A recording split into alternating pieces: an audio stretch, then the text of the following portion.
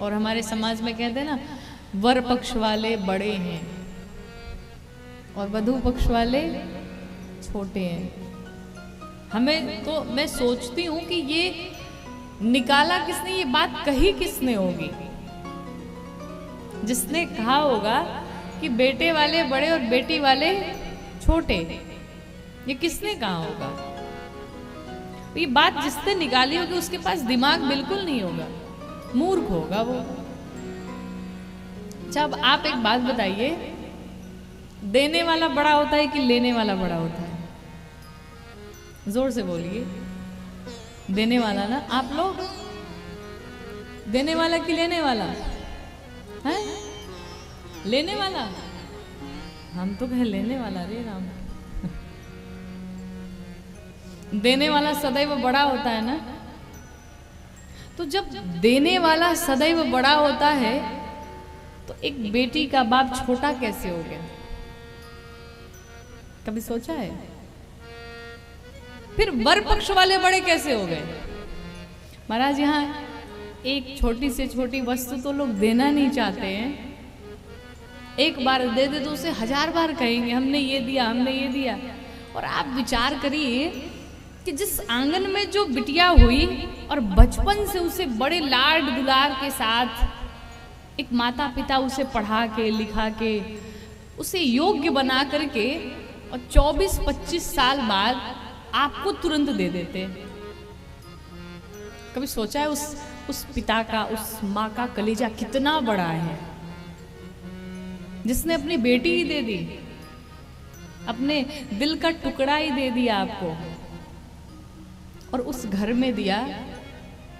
उस घर के बारे में कुछ पता नहीं है, घर के लोग कैसे हैं, घर के लोगों का व्यवहार कैसा है, कुछ पता नहीं है।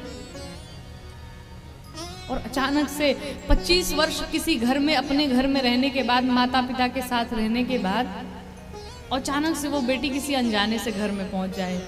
आपने कभी सोचा है कि वो कैसे सब कुछ मेंटेन करती होगी, जिसे वो जानती भी नहीं है कि वो लोग कैसे हैं, उनका व्यवहार कैसा है, लेकिन फिर भी उस घर में आकर के वो उस घर को अपना बनाती है, सबकी सेवा करती है।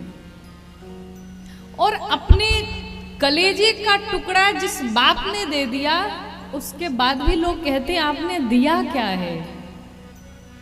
कैसा समाज है ये आज का? आपने क्या दिया? आपने तो कुछ दिया ही नहीं।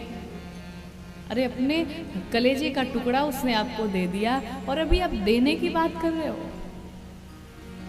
आजकल विवाह नहीं, महाराज बुरा ना मानिएगा, आजकल विवाह नहीं होता, आजकल व्यापार होता है। आजकल बेटे बेचे जाते हैं, बेटी वाले खरीदने जाते हैं। किसी का बेटा, भाई हमारा बेटा 20 लाख का है, हमारा बेटा 20 लाख में बिकेगा। किसी का बेटा 50 लाख का बिकेगा, किसी का बेटा करोड़ों का बिकेगा। देखिए, दहेज लेना ये परंपरा है। दहेज लेना कोई बुरी बात नहीं है, लेना चाहिए। जनक जी ने भी दिया है, राजा हिमांचल जी ने भी माँ भवानी को दिया, खूब दहेज दिए, खूब धन संपत्ति दी। लेकिन दहेज लेने का मतलब ये नहीं होता है कि बेटी के पिता का गला दबा करके लिया जाए। नहीं, तुम हमको खेत बेच करके दो लेकिन दो, तुम घर बेच दो लेकिन मुझे दो। और एक बात बताऊं, जो लोग भरपूर दहेज लेके घर में आते हैं ना, फिर वो बहुओं से काम की चेष्टा ना करें कि वो घर में आएगी, बर्तन धुलेगी, काम करेगी, सबकी सेवा करेगी, पांव दबाएगी। नहीं, क्यों? उस बेटी ने भी देखा है कि मेरे पिता ने किस प्रकार से, कितनी मेहनत से, कैसे कैसे करके मेरा विवाह किया। तो क्या वो आपके घर में काम करेगी? नहीं। अब आपको डिसाइड करना है कि आपको हस्बैंड बनना है या सर्वेंट बनना है। डिसाइड आप कर लो, आपको पति बनना है कि नौकर बनना है। अगर पति बनना है तो महाराज खुलेआम कहो, भगवान ने बहुत कुछ दिया है मुझे, मुझे आपका कुछ नहीं चाहिए। आप अपनी बिटिया को जितना दे सके दे दे, मुझे कुछ नहीं चाहिए। मेरे हाथों में इतना दम है, इतना मैं कमा सकता हूँ कि अपनी पत्नी का भरण पोषण कर सकता हूँ, उसे खिला सकता हूँ, उसे पिला सकता हूँ, उसकी सारी इच्छाएं पूरी कर सकता हूँ। आपके देने से मेरे पास नहीं होगा। इस तरह से तो आप पति बनेंगे। और लेकिन अगर गला दबा करके, खेत बिचवा करके, घर बिचवा करके अगर आप लेते हैं तो पति फिर ना बनेगा, फिर तो सर्वेंट नौकर ही बने रहिएगा। फिर बहू तो घर में आएगी, सुबह के 8 बजे उठेगी, महाराज हस्बैंड से बोलेगी चलो चाय वाय बनाओ भाई, लाओ चाय पिए हम बैठ के आराम से। और करना भी चाहिए। हम तो हर बार हर मंच से यही कहते हैं कि बहनों को ऐसा करना भी चाहिए। क्यों? क्योंकि मेरे बाप ने खरीदा है, मुझे नौकर दिया है खरीद करके, और जब नौकर दिया है तो चलो घर के सारे काम करो। हम तो भाई चले शॉपिंग करने, तुम घर के सारे बर्तन धुलना, चूल्हे पे भोजन बनाना, सारे काम करो। मर्द उसे नहीं कहते हैं जो अपनी पत्नी को खूब मारे, खूब पीटे, दहशत में उसे रखे, स्त्री पर हाथ उठाए। मर्द उसे कहते हैं महाराज जिसके पास रह करके एक स्त्री स्वयं को सुरक्षित महसूस करे, वही असली मर्द है, वही असली व्यक्ति है जिसके पास स्त्रियां स्वयं को सुरक्षित महसूस करें। दहेज लीजिए, लेकिन एक संकल्प लीजिए। और सबकी बात छोड़िए, मैं आजकल के युवाओं से हाथ जोड़ करके निवेदन करूंगी कि आप अपने हाथों पर इतना विश्वास रखिए, अपने कर्म पर इतना विश्वास रखिए कि आपको किसी दहेज की आवश्यकता ना पड़े। दहेज कितने दिन चलेगा? किसी बेटी के बाप ने 10 लाख दे दिया, 20 लाख दे दिया, कितने दिन चलेगा? एक बढ़िया जाओगे गाड़ी खरीद के लेके आओगे, हो सकता है एक बढ़िया घर बनवा लोगे, इससे ज्यादा क्या करोगे? 2-4 साल, 5 साल, 10 साल चलेगा, उसके बाद तो खत्म हो जाएगा। जीवन भर का तो ठेका नहीं ले रखा है, करना तो खुद ही है। इसलिए फिर हम पहले से क्यों ना सावधान हो जाए, क्यों कष्ट दें किसी को, पहले से हम वो कार्य न करें। आप कहें कि हमारे हाथों में इतना दम है। अगर आपने पढ़ाई की है, अगर आपने स्टडी की हुई है, अगर आपने शिक्षा ग्रहण की है, तो आपका सिर्फ एक ही वाक्य होना चाहिए कि मुझे कोई दहेज नहीं चाहिए। और अगर आप दहेज के कारण किसी को प्रताड़ित कर रहे हैं, किसी को दंडित कर रहे हैं, किसी को कष्ट पहुंचा रहे हैं, तो आपकी शिक्षा व्यर्थ है, आपका पढ़ना लिखना व्यर्थ है। उस पढ़ाई का कोई मतलब नहीं। कुछ ऐसे दरिंदे होते हैं कि दहेज के चक्कर में आकर के कई बेटियों को जला दिया जाता है, उन्हें मार दिया जाता है।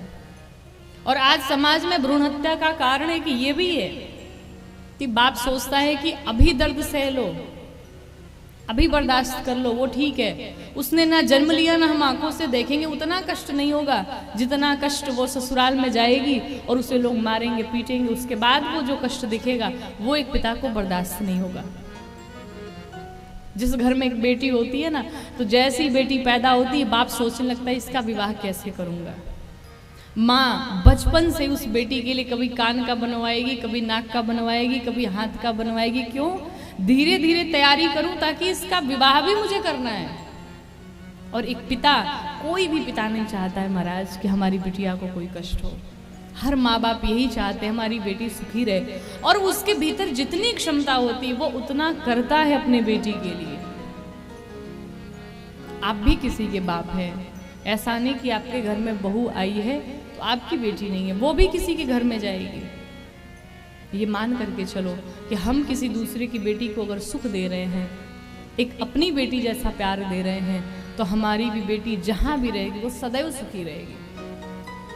दूसरों पर विश्वास न करो, अपने ऊपर विश्वास रखो, भगवान के ऊपर विश्वास रखिए।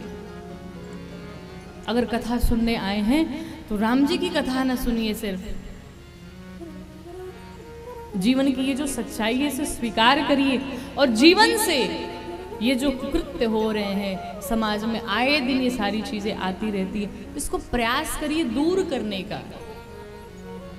और सिर्फ कहने से नहीं होगा भ्रष्टाचार भगाओ, बोल देने से नहीं हो जाएगा। एक एक को जागरूक होना पड़ेगा, एक एक को शिक्षित होना पड़ेगा। पहले हम खुद को सुधारे फिर दुनिया को सुधारे।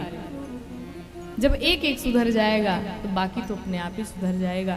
जिस घर में बहुओं की इज्जत होती है, जिस घर में बहुओं का सम्मान होता है, उस घर में सदैव लक्ष्मी का वास होता है। बहुएं लक्ष्मी होती हैं। आपने देखा होगा ना, विदाई के समय जब बेटियां घर से जाती हैं तो उनके हाथ में चावल दिए जाते हैं और चावल बेटियां पीछे फेंकते हुए जाती हैं। इसका अर्थ क्या होता है कि भाई जब तक तुम थी ये घर भरा पूरा था, अब मेरा घर तुम छोड़ करके जा रही हो, लक्ष्मी आज घर से जा रही है तो तुम अपने हाथों से ये चावल भरते जाओ ताकि हमारा घर भरा पूरा रहे, धन धान्य से संपन्न रहे। लक्ष्मी जा रही तो लक्ष्मी लेके ना जाए। तुम दूसरे घर में जा रही हो, दूसरे घर में लक्ष्मी जा रही है, इसलिए बेटियों से चावल फेंकवाते हैं सब लोग। तो बेटियां लक्ष्मी होती हैं, बेटियों का सम्मान करिए। और हमें ऐसा लगता है जिस घर में जितनी बेटियां होती हैं ना, उतना ही घर धनवान होता है, उतना ही घर धनवान होता है। क्यों? लक्ष्मी जी का वास है, भरा पूरा परिवार है। तो भगवान पे विश्वास रखिए और ऐसे कुकृत्य कभी ना करिए। क्यों? कर्म का फल ऐसा होता है कि घूम फिर के आना ही आना है, आप कर्मों से नहीं बच सकते। तो जितने लोग हमें श्रवण कर रहे हैं, इस चीजों पर अवश्य ध्यान दीजिएगा। प्रयास करिए अपने व्यवहार से, अपनी वाणी से कभी किसी को कष्ट ना पहुंचाइए।